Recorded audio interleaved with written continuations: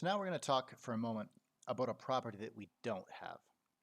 So one of the things you can't do is you can't just carelessly change the order of factors when you're multiplying matrices. So what this remark says here in particular is if you have two matrices A and B and you want to multiply them, you cannot expect AB and BA to give you the same result. Those are two different products.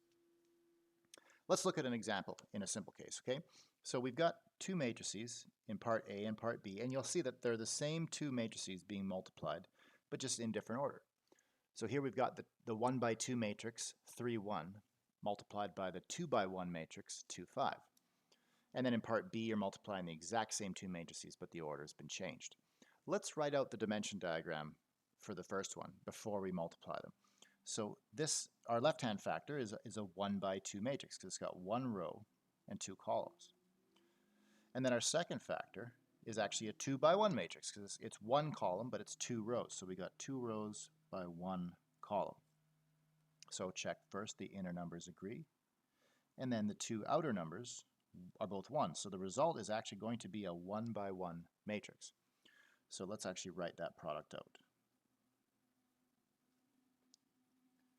So we've got this like so. So if I want to multiply these matrices, the result is going to be a 1 by 1 matrix, so I can leave room for just one entry because a 1 by 1 matrix only has a single entry. And how do we compute it? Just multiply this row by this column, and that will give you this entry. So, well, we've got 3 times 2 plus 1 times 5, if I just use the row column method. So what does that give me? 6 plus 5, which is 11. So that's going to give you the 1 by 1 matrix consisting of a single entry, which happens to be equal to 11. I'll just put a box around this because that's the final calculation. Now let's look at what happens if we change the order of these two factors. Let's draw the dimension diagram again. So for our first factor, we've got a 2 by 1 matrix because we've got two rows and one column, and here you've got a 1 by 2 matrix. Okay, check the inner numbers. They agree. But they're both equal to 1 this time. So the inner number is actually 1 this time, but the inner number is still the same.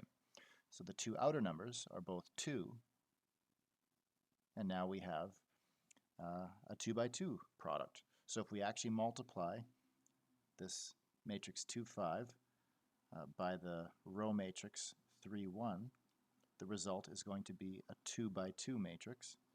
And we can, again, use the row column method. If I want the first entry up here, that's in row 1 and column 1, so I'm going to take row 1 in the first factor and column 1 in the second factor. And, well, each of those rows and columns, the row consisting just of 2 and the column consisting just of 1, it's just one entry, right? But nonetheless, that's still what I would do to figure out the entry that's in the first row in the first column. So I'm going to have 2 times 3, which is 6. Okay, now let's look at the next entry. I'm going to do the entry down here next, just so that none of my highlighting collides with the previous highlighting. But that's in the second row and the second column. So I'm going to multiply those two numbers, 5 times 1, and that'll give me 5. Okay, and I'll leave it to you to check. I'll just write the other two entries down, but I'll leave it to you to check that these are correct. But the other two entries are going to be 5 times 3 and 2 times 1. So that's how you can finish off the product. But the entries themselves don't really matter because the point of this is that look how different the two results are. One of them was the dimensions weren't even the same, right? One product gave us a 1 by 1 and the other product gave us a 2 by 2, and none of the entries are shared, right? There's none of the entries are common. Like none of these entries are equal to 11, and you don't see a 6, 2, 5, or 15 anywhere over here, right? So there's nothing that's seemingly similar about those two outcomes, and all we did was change the order of the factors. So watch out for that. And just to contrast that with the property that we do have, because I don't want you to get confused here, this property, what's happening? Oops, got the wrong tool. Okay, there we go. This property here, the order, I mentioned that this has something to do with order in the sense that the order in which you choose to multiply certain factors, right? But not the order in which they get written down. Notice that in both cases, it's A, B, C in that order. if you were to look from left to right.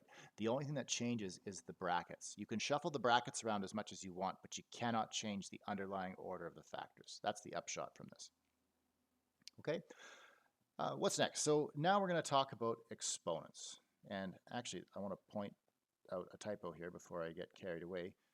This k greater than or equal to 1, this should say k greater than or equal to 0. So let me just fix this before we go any further. Okay, so I'm just cheating and fixing that. So start with a square matrix. So notice I've said let A be n by n, and k is just any number greater than or equal to 0. But an integer, a whole number. So something like 1, 2, 3, 4, 5, or 0 itself, right? Greater than or equal to 0. But no fractions or decimals, just whole integers, positive integers, or 0. So in that circumstance, we can now define what is called the kth power of A. So the way we define it is as follows. We'll do a to the power of k, that's the notation, just how we normally write powers, right? So how does it work? Well, how does it work in the case of real numbers? How would you guess? If I asked you to take a wild guess at how this works, you'd probably suggest multiplying a by itself repeatedly, because that's what powers mean in the case of ordinary real number arithmetic. And it's the same thing in the matrix world. So if you want to raise a to the power of k, you just simply multiply a by itself, and you keep on going until there are k appearances of a as a factor. So it's just a times a times a times however many times you need for a to appear k times. So if k were equal to 3, you'd have a times a times a. If k were equal to 5, you'd have a times a times a times a times a, and so on. You get the idea, right? But that only works if k is at least 2. We have to be very careful in the other two cases. What about what's left? What are the remaining possibilities if we said that k has to be greater than or equal to 0? Well, there's two whole numbers that are less than 2 that aren't negative, and that's 0 and 1. So we just handle those two cases separately.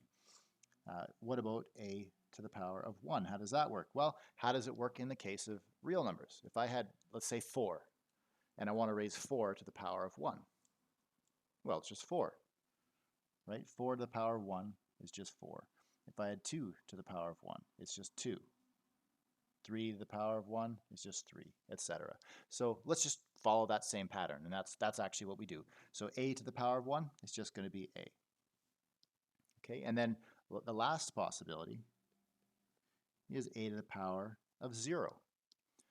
And what do you do when you want to raise something to the power of 0? Well, again, it helps to look at what you do in the case of ordinary real numbers. What if I had 2 to the power of 0? What if I had 4 to the power of 0? Or 3 to the power of 0? What are all of those equal to? They're all equal to 1 by definition of real number exponents.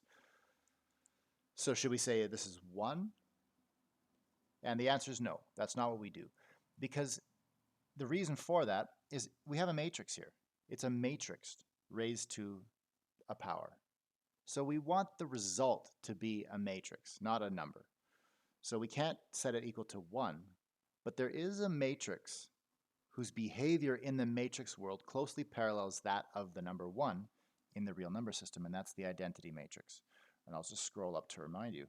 Remember, if you take any matrix A and you multiply it by the identity, it doesn't change the other matrix.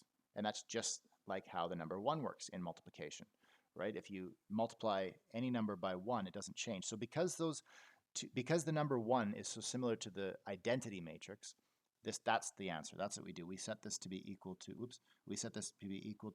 the identity matrix. And I could be specific and say the n by n identity matrix here, but typically you don't write that down.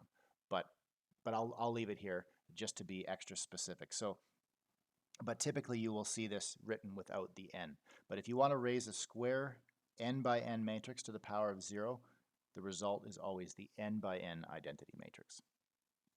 Okay, one thing I want to remind you of before we go on to the next page is let's remind ourselves about rotation matrices. So if I have a linear transformation from R2 to R2 that rotates vectors in the counterclockwise direction by some angle theta, Remember what its standard matrix is? We derived this in section 1.9. The standard matrix is given by this. It's A is, the first column is cosine of theta, and then sine of theta, and then the second column is negative sine of theta, cos theta. Okay, and that was what the standard matrix was for this linear transformation, the one that rotates vectors in the counterclockwise direction about the origin.